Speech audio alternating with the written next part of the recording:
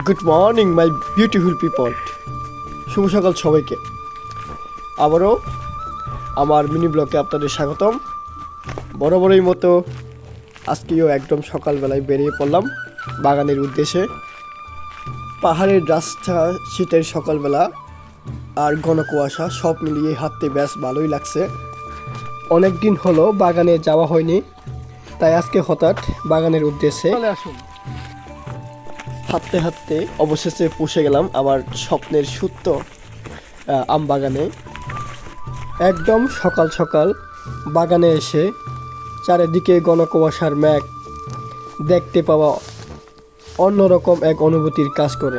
তাই আমি বাগানে এসে বাগানগুলো ঘুরে দেখতেছিলাম। আর প্রত্যেকটা আম গাছের মোটামুটি মুকুল আসা শুরু করে দিয়েছে অলরেডি।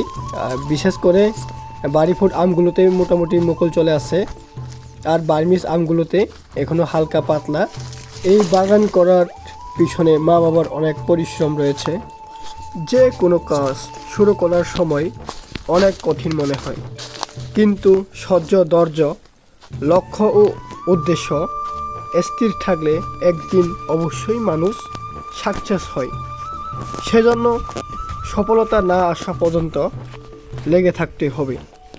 শখের বশে গড়ে তোলা আমার এই সুপ্ত বাগানটি আজ এখন অনেক বড় হয়েছে।